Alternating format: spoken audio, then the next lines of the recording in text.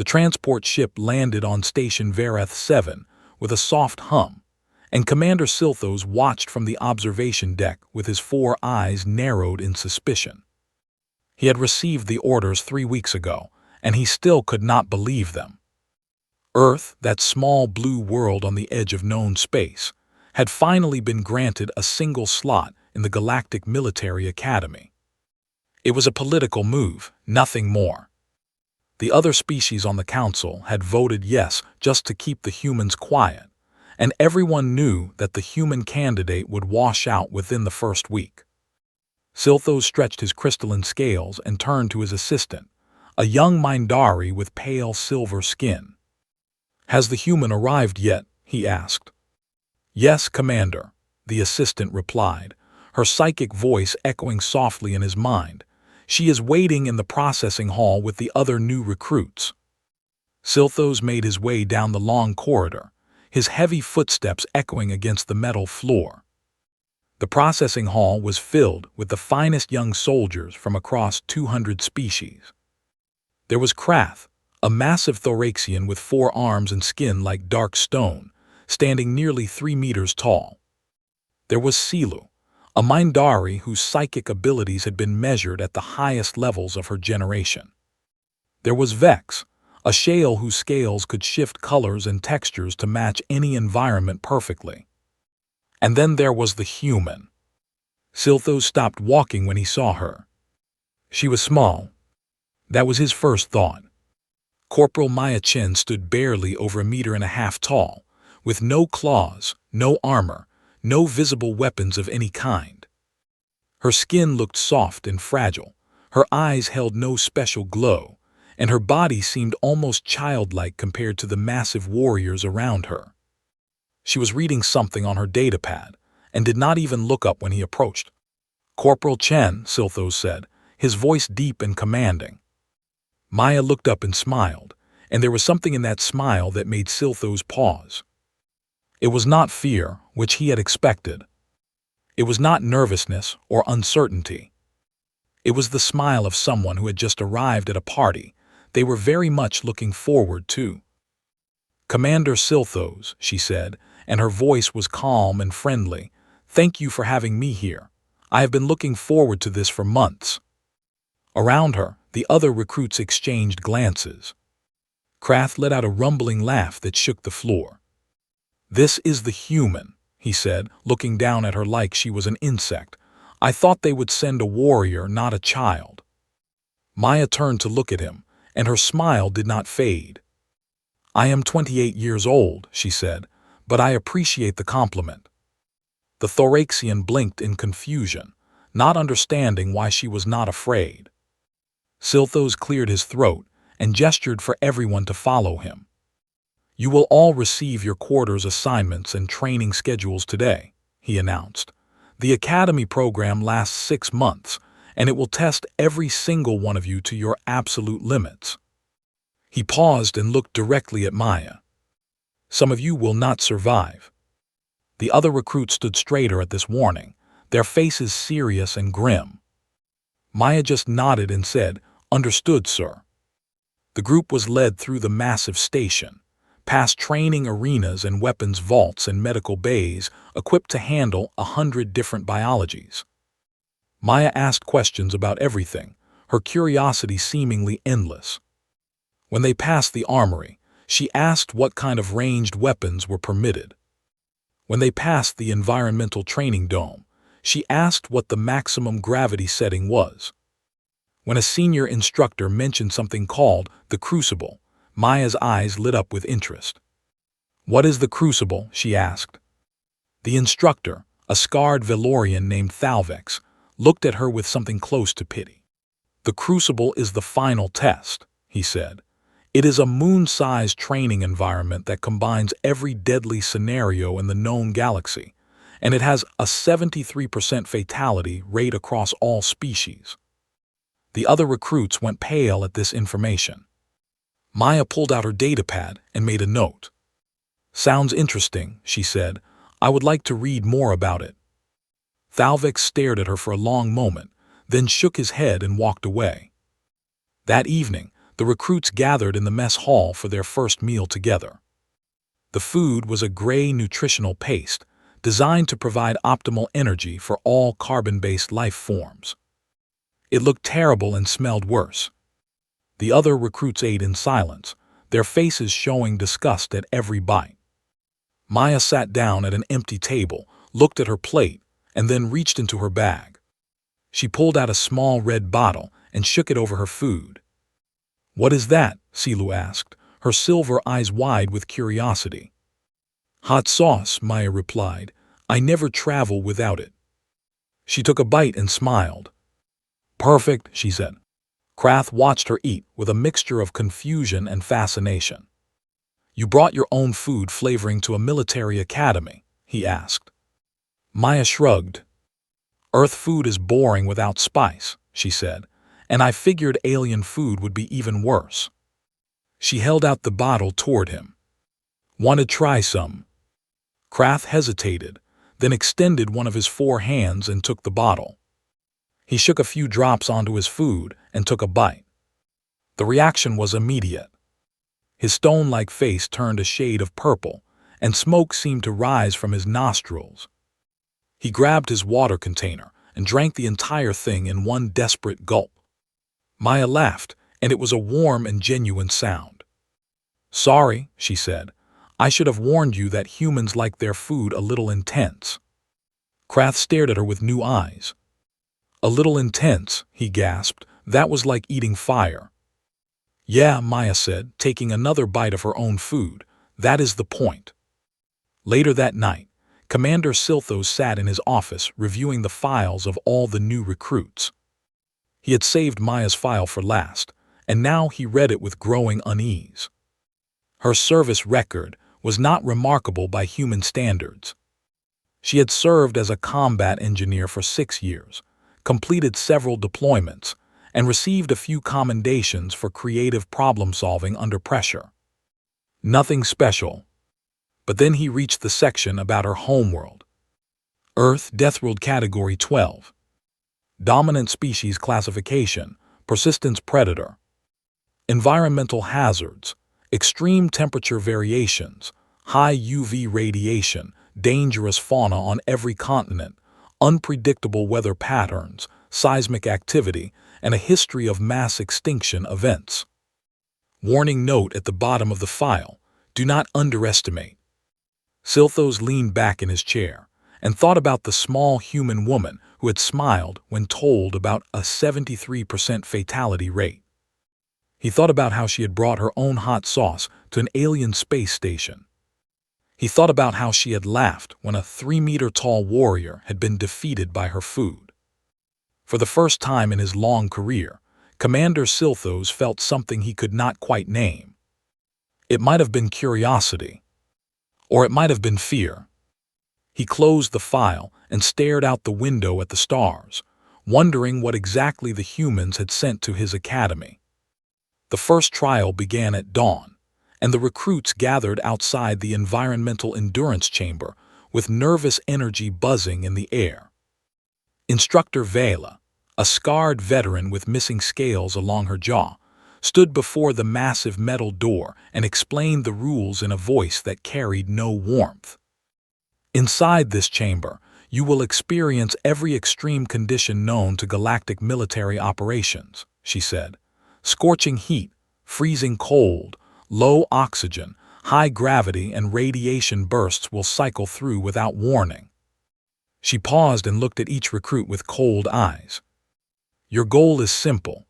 Keep walking, and do not stop until the cycle ends or until you collapse." The door slid open with a heavy groan, revealing a vast gray space that seemed to stretch on forever. One by one, the recruits stepped inside. Maya entered last, and she took a deep breath before the door sealed shut behind them. The first phase was heat. The temperature climbed rapidly, reaching levels that would melt plastic and cook flesh. The Thoraxian recruits handled it well, their stone-like bodies built for volcanic environments. The Mindari struggled, their silver skin turning pale as they focused all their psychic energy on regulating their internal temperature. Maya began to sweat. Rivers of moisture ran down her face and soaked through her uniform, and her breathing became heavy and labored. Krath looked over at her with something like concern. "Human," he called out, "are you dying?" Maya wiped the sweat from her eyes and grinned at him. "No," she said, "this is just how my body cools itself down. It is actually pretty clever when you think about it." She kept walking, her steps steady and determined. "Besides," she added, "this is nothing compared to summer in Arizona." The heat phase ended, and the cold phase began. The temperature dropped so fast that ice crystals formed in the air, and the ground became slick with frost. Now the Thoraxians struggled, their cold-blooded bodies slowing down as the warmth drained from their limbs. Krath stumbled and fell to one knee, his forearms shaking as he tried to push himself back up. Maya jogged over to him and grabbed one of his massive arms. "Get up," she said. "Move your body, generate heat." "I cannot," Krath groaned. "My species does not generate internal heat like yours."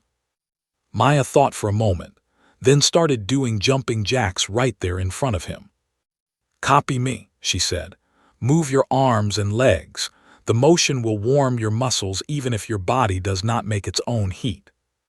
Krath stared at her like she was insane, but he had no better ideas. He began copying her movements, waving his forearms and stomping his feet in a clumsy imitation of her exercise. It looked ridiculous, and some of the other recruits would have laughed if they were not too busy trying to survive themselves. But it worked. Slowly, Krath felt warmth return to his limbs, and he was able to keep moving. The cold phase ended, and the low oxygen phase began. The air became thin and hard to breathe, like being on top of a very tall mountain. Most species began to slow down immediately, their bodies starving for the oxygen they needed to function. Maya slowed down too, her chest heaving as she took deep breaths that never seemed to fill her lungs.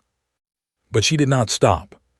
She had trained for this on Earth, running at high altitudes until her body learned to extract every possible molecule of oxygen from thin air. It was not comfortable, but it was survivable.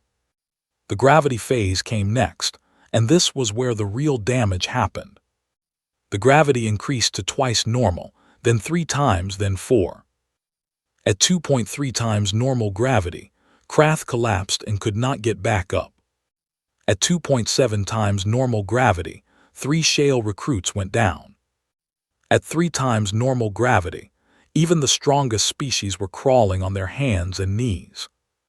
Maya fell to her knees at 2.5 times normal gravity, and every bone in her body screamed in protest. But she did not stay down. She crawled forward, one hand in front of the other, her teeth clenched and her eyes focused on the far wall. Instructor Vela watched the biometric feeds from the control room with growing disbelief. The human's heart rate was dangerously elevated. Her blood pressure was spiking. Her muscles were tearing under the strain. But she was still moving. "How is she doing that?" Vela whispered to herself. She pulled up Maya's species file and read the words that would haunt her dreams for weeks to come. Persistence predator, a species that hunts by simply never stopping, by chasing prey until the prey collapses from exhaustion. The trial ended, and the gravity returned to normal. Of the 50 recruits who had entered, only 31 were still conscious.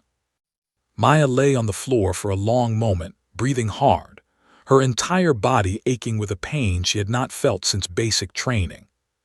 Then she pushed herself up and looked around at her fallen comrades. "That was rough," she said to no one in particular. "When is the next one?" The second trial came 3 days later, and it was a tactical combat simulation. The recruits were placed in a shifting maze filled with autonomous drones programmed to kill. The objective was simple: survive long enough to reach the central processor and disable it. Most recruits approached the challenge with caution, using their natural abilities to gain advantages. The shale used their camouflage to hide and move unseen.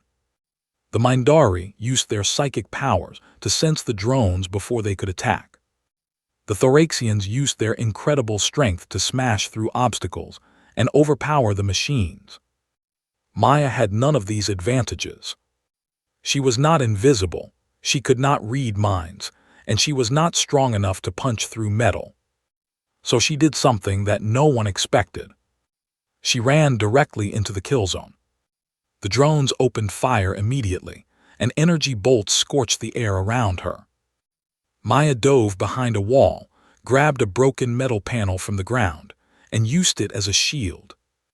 She sprinted forward, sliding under drone fire, rolling behind cover, moving so fast and so unpredictably that the targeting systems could not keep up with her. When one drone got too close, she did not try to fight it with her fists. Instead, she jammed her hand into its maintenance panel, ripped out a handful of wires, and threw the sparking machine at another drone. Both exploded in a shower of metal and fire. Maya kept moving, grabbing pieces of destroyed drones and using them as weapons and tools. She reached the central processor in half the time of any other recruit, and she disabled it by overloading its power supply with the battery from a fallen drone. When the simulation ended, she was covered in synthetic lubricant and scorch marks, and she was laughing. "That was fun," she said as the other recruits stared at her in shock. "When is the next round?" That night, Commander Silthos pulled her file again and read the same warning he had read before. Do not underestimate.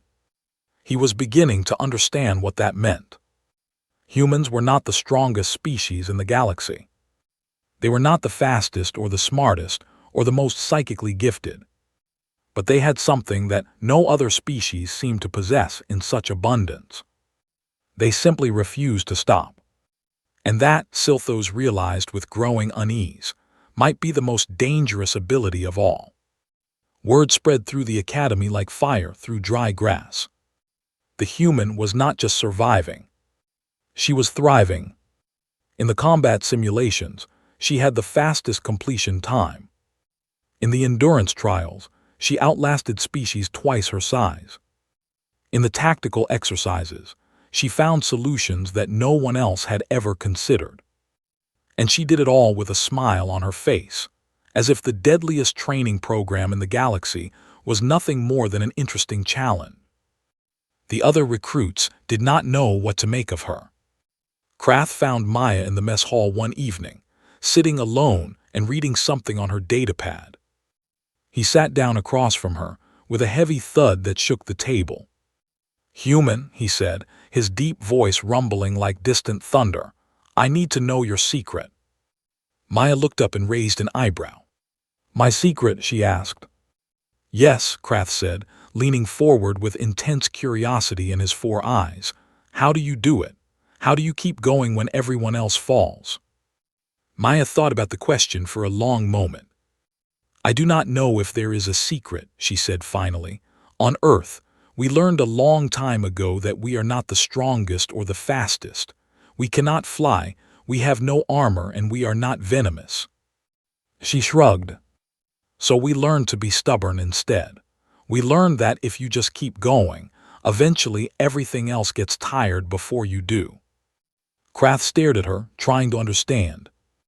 "That is it?" he asked. "You just refuse to quit." "Pretty much," Maya said, and she pushed the bottle of hot sauce across the table toward him. "Want to try again? I brought a milder version this time." Krath hesitated, remembering the fire that had burned through his mouth the last time. But something about Maya made him want to try.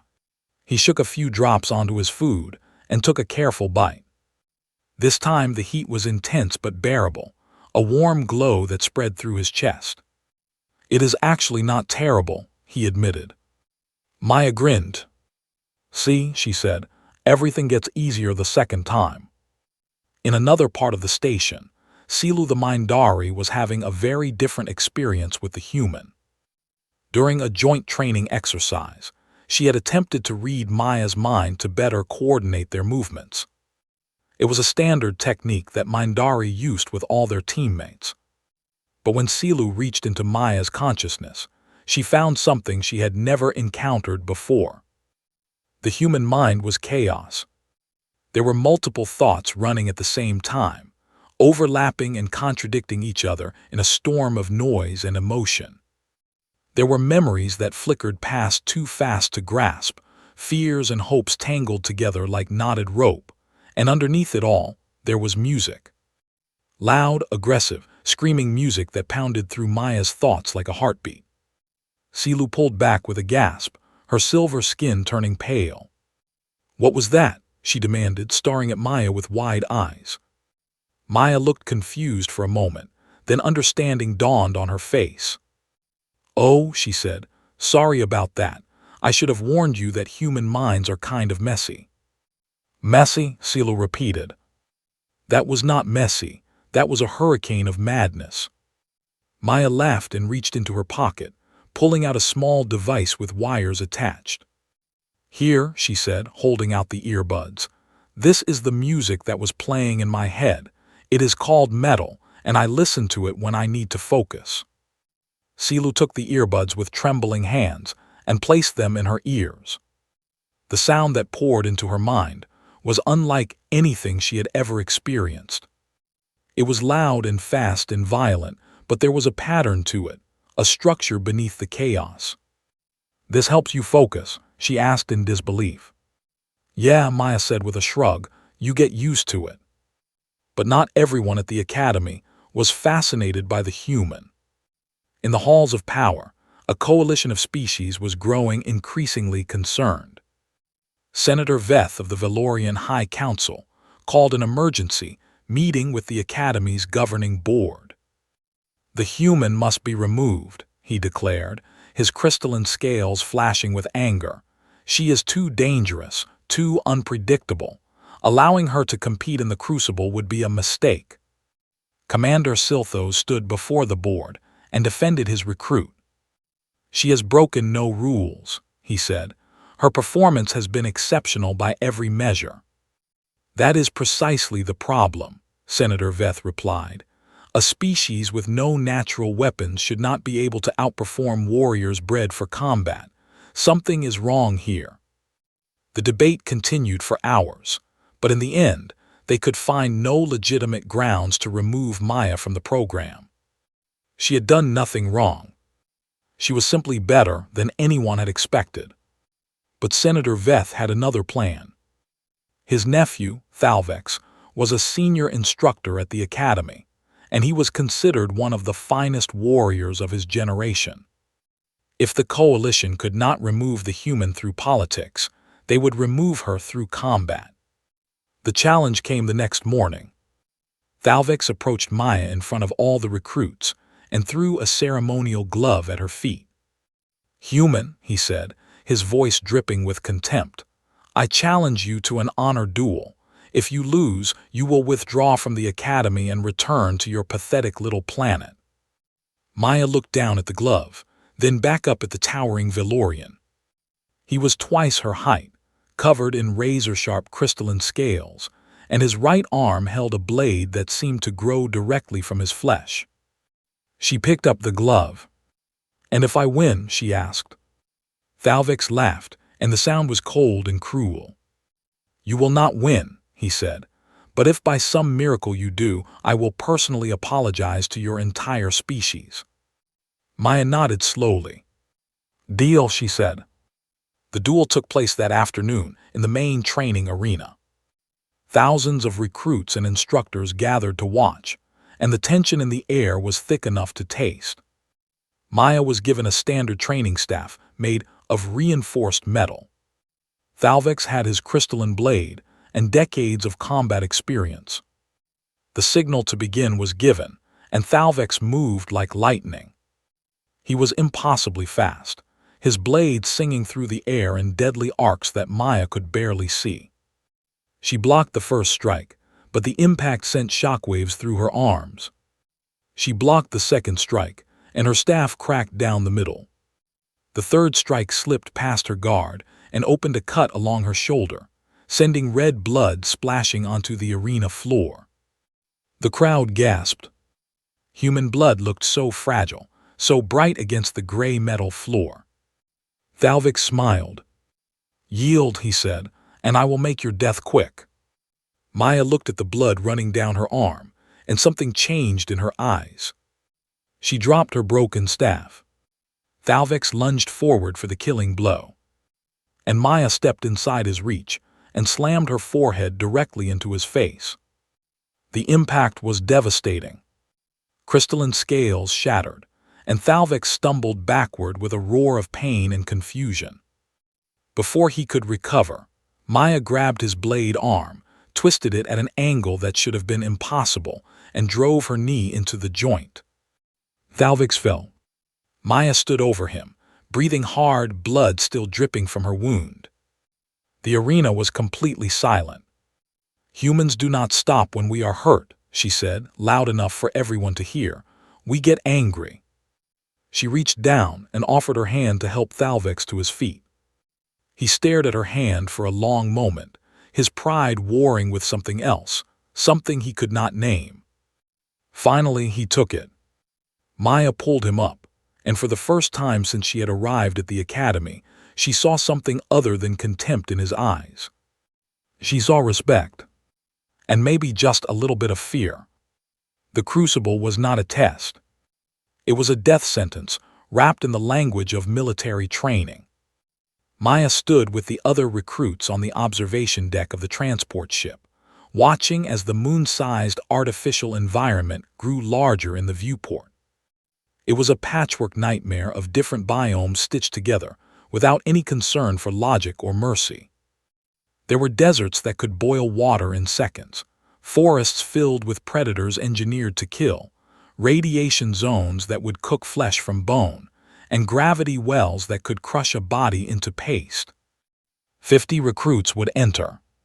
Statistically, only 13 would emerge alive. Commander Silthos stood before them and gave the final briefing. "You will be dropped at random points across the surface," he said. "There are no teams, no communications, and no rescue. Your objective is to survive for 96 hours or reach the extraction beacon at the center." He paused and looked at each of them in turn. "Some of you will die. That is not a possibility. It is a certainty. The only question is how many." The recruits were loaded into individual drop pods, and Maya felt the familiar lurch of fear in her stomach as the countdown began. She closed her eyes and thought about home. She thought about the mountains of Montana, where she had learned to hike and climb. She thought about the survival courses she had taken in the desert, in the jungle, in the frozen wilderness. She thought about her grandmother's voice telling her that anything could be survived if you just refused to give up. The drop pod launched, and Maya plummeted toward the surface of the nightmare moon. She landed hard in a zone of twisted metal structures and strange purple vegetation. The air smelled like copper and ozone, and the gravity felt slightly heavier than normal. Maya checked her equipment: a survival pack with basic rations, a water purifier, a first aid kit, and a small knife. No weapons. No map. No help. She grinned. "Okay," she said to herself, "let us see what you have got." The first 6 hours were almost easy. Maya moved quickly through the metal forest, using the sun to navigate toward what she hoped was the center of the zone. She encountered a few small predators, but they seemed more curious than aggressive, and she was able to scare them off with loud noises and thrown rocks. Then she reached the gravity inversion zone. The ground suddenly became the ceiling, and Maya found herself falling upward into a vast open space filled with floating debris and broken machinery. Most species would have panicked. Most species would have died. Maya laughed. "This is like a bouncy house," she said, pushing off a floating rock and launching herself toward a distant platform. She used the strange gravity to her advantage, bouncing from surface to surface, building momentum with each jump until she was flying through the zone faster than she could have run on normal ground. When she finally reached the other side and gravity returned to normal, she was actually disappointed. "That was fun," she said. "I hope there are more of those." Hour 22 brought the radiation storm. The sky turned green, and Maya's survival pack began screaming warnings about lethal exposure levels. She found a cave system and ducked inside, but the caves were not empty. Silicon-based predators lived in the darkness, creatures with bodies like living glass and teeth that could cut through metal. Maya could hear them moving in the shadows, clicking and scraping as they surrounded her. She had no weapons, no light, and no way out. So she made her own. She remembered a survival course from Montana, where the instructor had taught them to make torches from clothing and chemical accelerants. Her jacket was made of synthetic fibers that would burn hot and bright. Her ration packs contained chemical heating elements that could be activated with water. Maya tore her jacket into strips, wrapped them around a metal bar she found on the ground, and doused the whole thing with water and heating chemicals. The torch burst into brilliant white flame, and the silicon predators screamed and retreated from the light. Maya walked through the cave system with her torch held high, and the creatures parted before her like waves before a ship. When she emerged on the other side, the radiation storm had passed, and she was still alive. Hour 41 brought something worse than predators or radiation. It brought a friend in danger. Maya found Krath trapped under a collapsed structure, his massive body pinned beneath tons of metal and stone. 3 of his forearms were broken, and his breathing was shallow and weak. "Human," he groaned when he saw her, "leave me. You cannot lift this. No one could." Maya looked at the debris pile and felt her heart sink. He was right. She could not lift it. But maybe she did not have to. "Shut up," she said, and she began digging. Not lifting, but digging. She found the weakest points in the pile and removed stones one by one. She used her knife to cut away twisted metal. She worked for 4 hours without stopping, her hands bleeding and her muscles screaming. When she finally pulled Krath free, she collapsed beside him, completely exhausted. "Why?" Krath asked, his voice weak with confusion. "Protocol says to leave the wounded. You wasted 4 hours saving me." Maya handed him her water bottle. "Protocol is stupid," she said, "and you are my friend." She let him rest for an hour, then helped him to his feet and supported his weight as they continued toward the beacon. Hour 67 brought Silu. They found the Mindari curled in a ball in the middle of a clearing, her silver skin flickering with unstable light. She was overwhelmed. The crucible was filled with death, and Silu could feel every single one. Every recruit who died sent a psychic shockwave through her mind, and after 67 hours, she had felt 17 deaths. 17 moments of terror and pain, and the final darkness of oblivion. She was losing her grip on reality. Maya knelt beside her and took her hand. "Silu," she said softly, "can you hear me?" "Too much death," Silu whispered. "I can feel all of them. I cannot make it stop." Maya thought for a moment, then she did something unexpected. She started talking about her grandmother's farm. She talked about the smell of fresh hay and the sound of horses running in the fields. She talked about summer rain on a tin roof and the taste of fresh tomatoes from the garden. She talked about her little brother and his obsession with toy spaceships, about her mother's terrible cooking and her father's even worse jokes. She talked about Earth, about the good things, the normal things, the beautiful things. And slowly, Silu's flickering light began to stabilize. The Mindari opened her eyes and looked at Maya with something like wonder. "How do you do that?" she asked. "How do you keep all that light inside you when there is so much darkness?" Maya shrugged. "Practice," she said. "Now come on, we have a beacon to reach." The 3 of them moved together toward the center of the crucible, and hour 80 brought the final obstacle. Thalvex and 2 of his loyalists blocked the path to the beacon. The Valorian's eyes were cold and hard, and his blade glittered in the strange light. "You should not have survived this long, human," he said, But I will correct that mistake now. Maya looked at her friends. Krath was wounded and weak. Silu was barely holding herself together. She was the only one who could fight. So she stepped forward and faced 3 warriors alone. What followed was not a battle. It was a lesson. Maya did not try to match their strength or speed. Instead, she used the environment against them. She kicked loose gravel into their eyes. She lured them into unstable ground that collapsed under their weight. She made them chase her through hanging vines that tangled around their limbs. One by one, she took them down without throwing a single punch. When Thalvix finally fell, pinned under a log trap that Maya had rigged, he looked up at her with confusion and rage. "What are you?" he demanded. Maya reached down and grabbed the log, straining with all her remaining strength to lift it off of him. "I am a human," she said as she freed him from the trap, "and we do not leave people behind." She offered him her hand. "Even assholes." Thalvix stared at her hand for a long moment. Then he took it. The extraction beacon stood at the center of the crucible like a lighthouse in a sea of death. Maya led her group toward it through the final stretch of hostile terrain, her body running on nothing but willpower and stubbornness. Behind her walked Krath, still wounded but alive. Beside her walked Silu, her silver skin glowing with recovered strength. And behind them, saying nothing but following nonetheless, walked Thalvex and his 2 loyalists. They reached the beacon with 4 hours to spare, and Maya pressed her hand against the activation panel. A green light washed over them, and a voice announced that they had successfully completed the crucible.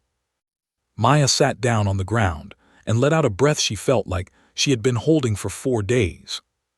"We made it," she said. Around her, other survivors began to appear.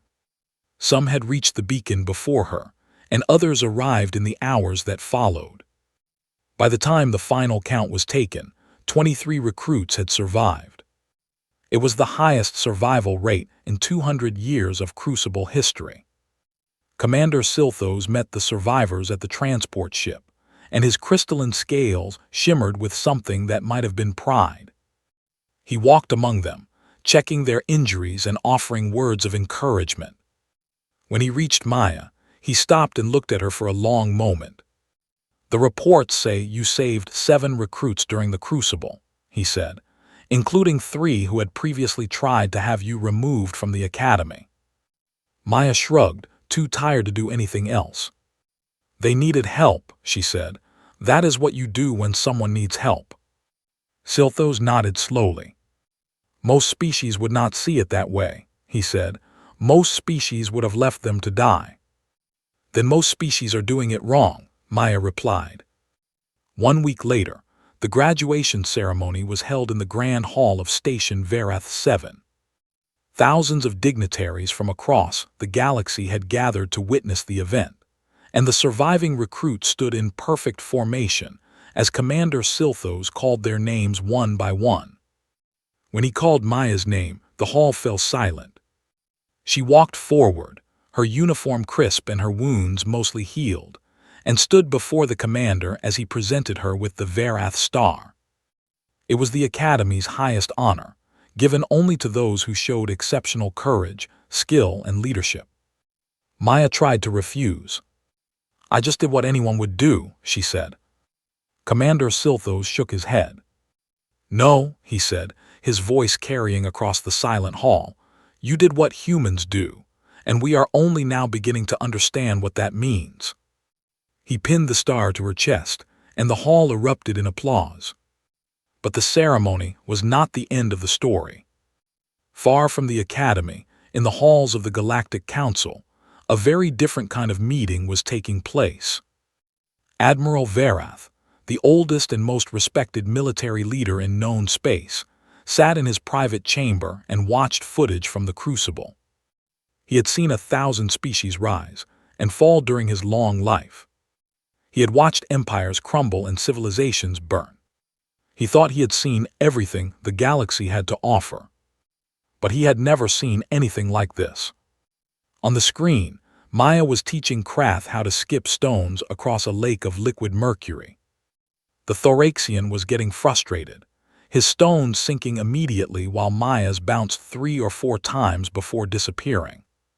She was laughing at his failure, but it was a kind laugh, a friendly laugh, the laugh of someone who genuinely wanted him to succeed. She called the training grounds deadly, Admiral Verath's aide said, watching the footage with wide eyes, but she turned them into a playground. The Admiral was quiet for a long moment. Open diplomatic channels with Earth, he said finally, full priority, assign our best ambassadors. His aide looked surprised. Sir, she asked, is that really necessary? They are just one small species. Admiral Verath turned to look at her, and there was something ancient and knowing in his eyes. That small species just broke every survival record we have, he said. That small species saved enemies who tried to kill her. That small species smiled and laughed while walking through environments that would kill most soldiers. He turned back to the screen, where Maya was now demonstrating the proper wrist motion for stone skipping, while Krath watched with intense concentration. And most importantly, the Admiral continued, that small species does not seem to understand that they should be afraid. He leaned back in his chair. Be polite to them, he said, be very polite. Maya returned to Earth 2 months later for her first leave, since joining the Academy. Her family met her at the spaceport, and her mother cried while her father tried very hard not to cry. Her little brother, Danny, bounced around her like an excited puppy, asking 1,000 questions about space and aliens and starships. That evening, they all sat around the dinner table, and Maya's grandmother asked the question everyone wanted to know. So how was it, dear? She asked. How was the training? Maya thought about the environmental endurance chamber and the tactical combat simulations. She thought about the honor duel with Thalvex and the nightmare landscape of the Crucible. She thought about Krath and Silu and all the others she had saved and befriended. She shrugged. Made some friends, she said. Learned some stuff. The obstacle course was pretty fun. Her mother gave her a look that said she knew there was more to the story, but she did not push. Danny tugged on Maya's sleeve. Is space scary? He asked, his young eyes wide with curiosity and just a little bit of fear. Maya ruffled his hair and smiled. Nah, she said, it is just different, and different is not scary. She looked out the window at the stars beginning to appear in the evening sky. Different is where the adventure is. 1 year later, a new class of recruits arrived at the Galactic Military Academy. They came from dozens of species and hundreds of worlds, all of them hopping to survive the most demanding training program in known space. As they walked through the main courtyard, they passed a statue that had not been there before. It stood in the center of the yard, carved from white stone that seemed to glow in the station's artificial light. The statue showed a human woman standing on top of a pile of broken combat drones. Her face was determined but kind, and her hand was reaching down toward an unseen figure below, offering help. At the base of the statue was a plaque with words engraved in 100 different languages. Survival is not about being the strongest, it is about refusing to stop. One of the new recruits, a young Thoraxian with curious eyes, leaned closer to read something else. Someone had scratched smaller words into the stone beneath the official plaque. The words said, "Also bring hot sauce." The young recruit did not understand what that meant, but somewhere in the galaxy, Maya Chen was laughing. Because she knew that the next human to walk through those doors would understand. And they would bring their own bottle. The galaxy had called the training grounds deadly. She had turned them into a playground.